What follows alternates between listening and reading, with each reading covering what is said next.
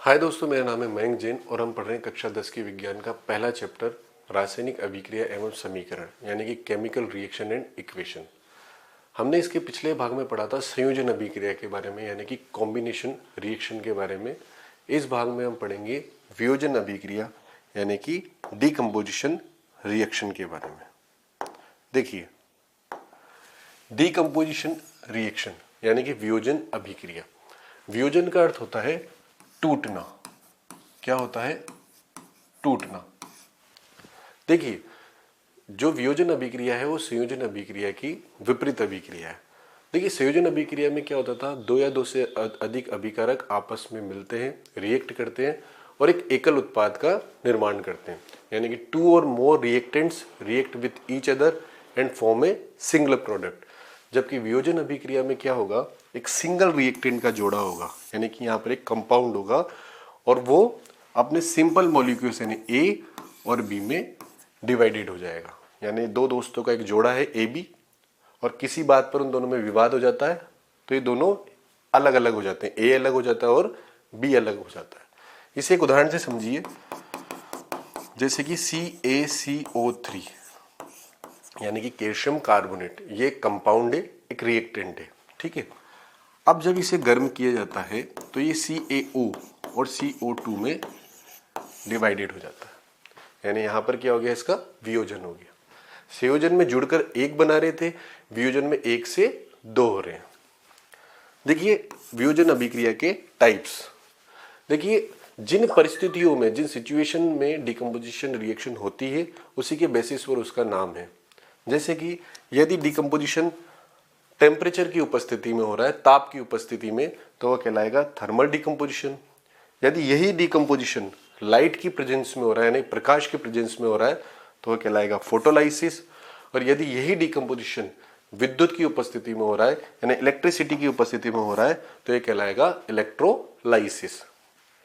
देखिए, आगे समझते हैं हम। सबसे पहला है थर्मल डिकम्पोजिशन यानी कि तापीय अपघटन।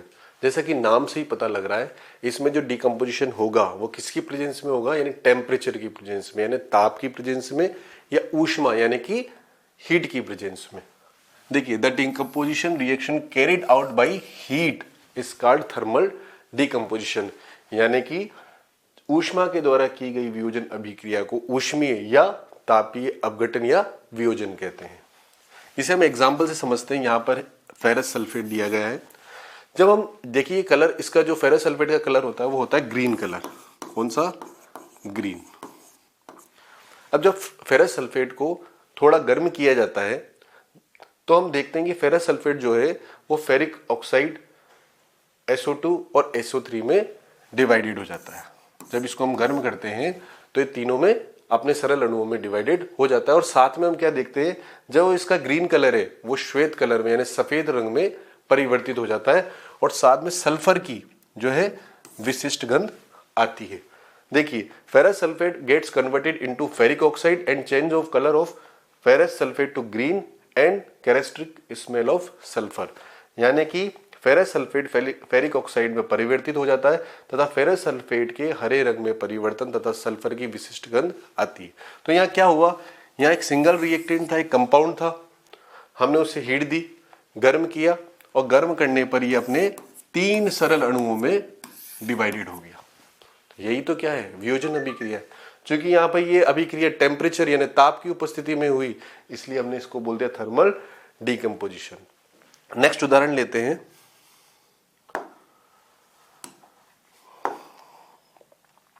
Calcium carbonate.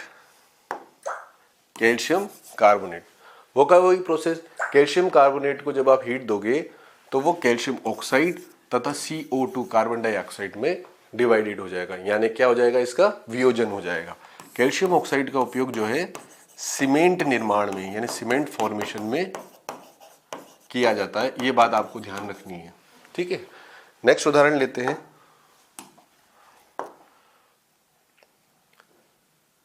Lead nitrate.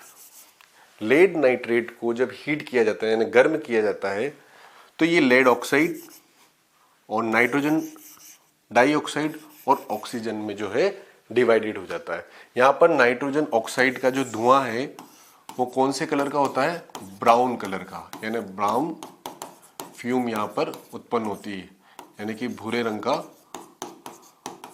धुआं यहाँ पर दिखाई देता है। वो धुआं किसका होता है, आपको याद रखना है, वो धुआं होता है नाइट्रोजन डाइऑक्साइड का। तो ये हमने पढ़ा थर्मल डिकम्पोजिशन। नेक्स्ट पढ़ते हैं हम फोटोलाइसिस। फोटोलाइसिस का मतलब होता है प्रकाश अपघटन, यानी कि यहाँ पे जो डिकम्पोजिशन होगा, यानी कि जो अपघटन होगा, वियोजन होगा, वो किसकी प्रेजेंस में होगा, लाइट की प्रेजेंस में, यानी कि प्रकाश की प्रेजेंस में। The chemical reaction in which the compound absorbs light radiation and gets decomposed into free molecules is called photolysis. वह रासायनिक अभिक्रिया जिसमें यौगिक प्रकाश विकिरणों को अवशोषित करते हैं और अपने सरल अणुओं में क्या हो जाते हैं, विभक्त हो जाते हैं। देखिए एक एग्जांपल से समझिए, ये है सिल्वर क्लोराइड। देखिए हमने सिल्वर क्लोराइड को एक चाइना डिश में लिया, यह है सिल्वर क्लोराइड, और उसे सनलाइट की प्रेजेंस में रख दिया। तो ये सिल्वर क्लोराइड क्या करेगा, इस सनलाइट को एब्जॉर्व करेगा, अवशोषित करेगा और अपने सिंपल मॉलिक्यूल्स यानी कि सिल्वर और क्लोरीन में जो है विभक्त हो जाएगा, यानी कि डिवाइडेड हो जाएगा। White colored silver chloride turns gray in sunlight. This happened due to the dissociation of silver chloride into silver and chlorine, the presence of light. देखिए यहाँ पर जो हमने सिल्वर क्लोराइड लिया था उसका रंग कैसा था, वाइट था। कैसा था, वाइट था। लेकिन जब हमने इसे सनलाइट की प्रेजेंस में रखा तो ये किस कलर में हो गया, ग्रे कलर में। तो इसका ग्रे कलर का होने का कारण क्या है, सनलाइट की प्रेजेंस में इन दोनों के विभक्त होने के कारण, सिल्वर और क्लोरीन में डिवाइडेशन के कारण। नेक्स्ट उदाहरण लेते हैं हम,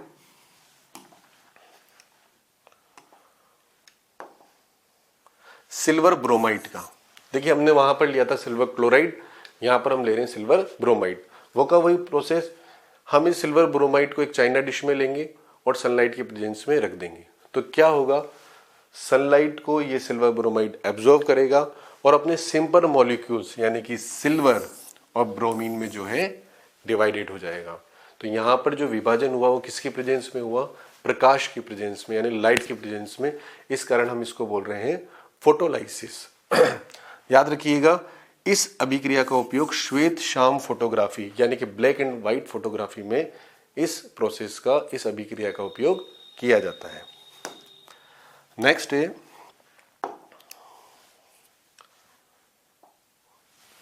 इलेक्ट्रोलाइसिस यानी कि वैद्युत अपघटन।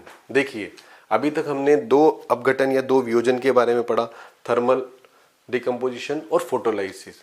अब यहाँ पढ़ रहे हैं हम इलेक्ट्रोलाइसिस के बारे में, यानी विद्युत अपघटन के बारे में। तो आपको नाम से ही पता लग गया होगा, यहाँ जो अपघटन होगा वो किसकी प्रेजेंस में होगा, वैद्युत की प्रेजेंस में, यानी इलेक्ट्रिसिटी की प्रेजेंस में। देखिए when any compound is passed electric current in aqueous solution it breaks down into simple compounds, this is called electrolysis. यानी कि किसी यौगिक के जलीय विलयन में विद्युत धारा प्रवाहित करने पर, क्या प्रवाहित करने पर, विद्युत धारा प्रवाहित करने पर वह अपने सरल यौगिकों में टूट जाता है। इसे हम क्या कहते हैं, वैद्युत अपघटन। देखिए एग्जाम्पल इलेक्ट्रोलाइसिस ऑफ वाटर, यानी कि वाटर में जब हम इलेक्ट्रिक करंट प्रोवाइड करते हैं तो किसमें डिवाइडेड हो जाएगा, उसके सिंपल मॉलिक्यूल्स में। जैसे कि ये जल है, अब हमने इसको इलेक्ट्रिसिटी प्रोवाइड की, यानी इलेक्ट्रिक करंट, यानी हमने विद्युत धारा इसको दी। तो विद्युत धारा देने पर ये अपने सिंपल मॉलिक्यूल यानी H2 और O2 में डिवाइडेड हो जाएगा। यानी इलेक्ट्रिक करंट आप जब इसको देंगे तो अपने सिंपल मॉलिक्यूल्स में डिवाइडेड हो जाएगा। इसे हम समझते हैं एक्टिविटी के द्वारा। देखिए यहाँ पे एक डायग्राम बना हुआ है इलेक्ट्रोलाइसिस ऑफ वाटर का। देखिए इसमें होता क्या है कि हम एक मग लेते हैं, क्या लेते हैं, एक मग लेते हैं और उस मग में हम क्या करते हैं, नीचे की तरफ दो होल कर देते हैं और होल करने के बाद यहाँ पर हम लगा देते हैं दो रबर के स्टॉपर। इसके बाद हम यहाँ पर दो इलेक्ट्रोड लेते हैं, ये इलेक्ट्रोड है और इन दोनों इलेक्ट्रोड्स को हम 6 वोल्ट की बैटरी से जोड़ देते हैं। यानी कि अब हम यहाँ पर क्या प्रोवाइड कर सकते हैं, इलेक्ट्रिक करंट प्रोवाइड कर सकते हैं। अब देखिए इस मग में हम क्या भरते हैं, वाटर, ठीक है। इसके बाद हम इसमें मिलाते हैं सल्फ्यूरिक अम्ल की कुछ बूंदें, यानी H2SO4 कि हमने यहाँ पर क्या मिला दी, कुछ बूंदें मिला दी, डाइल्यूट H2SO4 की कुछ ड्रॉप्स मिला दी। इसके बाद हम क्या करते हैं, 2 टेस्ट ट्यूब लेते हैं और इसे पानी में इलेक्ट्रोड के ऊपर उल्टा रख दिया जाता है। देखिए दोनों टेस्ट ट्यूब है और हमने इसे उल्टा रख दिया। अब हम क्या करते हैं, इसके अंदर विद्युत धारा प्रवाहित करते हैं। अब जल के अंदर हम क्या प्रवाहित कर रहे हैं, इलेक्ट्रिक करंट। तो हम क्या देखते हैं कि यहां पर टेस्ट ट्यूब में किसका फॉर्मेशन होता है, किसका फॉर्मेशन होता है, बबल्स का फॉर्मेशन होता है। यानी कि यहां पर क्या बनते हैं, बुलबुले बनते हैं। और ये बुलबुले क्या करते हैं, वाटर को जो है, जो इस परख नली में जल है उसको विस्थापित कर देते हैं। और साथ ही साथ हम क्या देखते हैं, यहां पर जो एक परख नली में बबल्स बनते हैं वो दूसरी परख नली से 2 गुने होते हैं। देखिए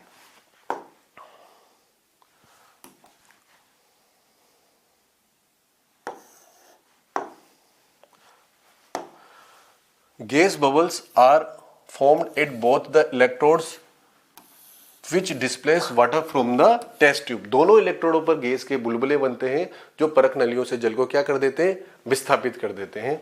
साथ ही साथ the gas collected in one test tube is twice the gas collected in the other test tube, that is the volume of the gas collected in both the test tube is not the same. यानी कि एक परख नली में एकत्रित gas दूसरी परख नली में एकत्रित गैस से 2 गुनी होती है, अर्थात दोनों परख नलियों में एकत्रित गैस का आयतन समान नहीं होता। ठीक है, इससे क्या रिजल्ट निकल के आता है, इससे ये रिजल्ट निकलता है कि जब अम्लीकृत जल से, हमने उसमें अम्ल मिलाया था H2SO4, अम्लीकृत जल से विद्युत धारा प्रवाहित की जाती है तो जल जो है वो हाइड्रोजन और ऑक्सीजन गैसों में क्या हो जाता है, डिवाइडेड हो जाता है। किसकी प्रेजेंस में, विद्युत धारा की प्रेजेंस में। यानी कि when electric current is passed through acidified water decompose into hydrogen and oxygen gas. देखिए यहाँ पर हमने जल लिया और विद्युत धारा प्रवाहित की, यानी इलेक्ट्रिक करंट प्रोवाइड किया, तो ये अपने सिंपल मॉलिक्यूल्स H2 और O2 में डिवाइडेड हो गया। यदि आप जल नहीं लेकर यहाँ पर क्या लें, यहाँ पर हम क्या लें, NaCl यानी कि सोडियम क्लोराइड, और वैसे की वैसी हम विद्युत धारा उसमें प्रवाहित करें, तो ये जो सोडियम क्लोराइड है वो अपने सिंपल मॉलिक्यूल्स सोडियम तथा क्लोरीन में डिवाइडेड हो जाएगा। तो ये हमने पढ़ा डिकम्पोजिशन रिएक्शन के बारे में और उसके टाइप्स के बारे में। आपके प्रश्न इस तरीके से आएगा कि डिकम्पोजिशन रिएक्शन क्या होती है, उसे उदाहरण देकर समझाइए। तो आप उसके तीनों प्रकारों के बारे में, उसकी डेफिनेशन और उसके उदाहरण के द्वारा डिकम्पोजिशन रिएक्शन को समझा सकते हैं। अगले भाग में हम पढ़ेंगे विस्थापन यानी कि डिस्प्लेसमेंट और द्विविस्थापन यानी डबल डिस्प्लेसमेंट रिएक्शन के बारे में। धन्यवाद।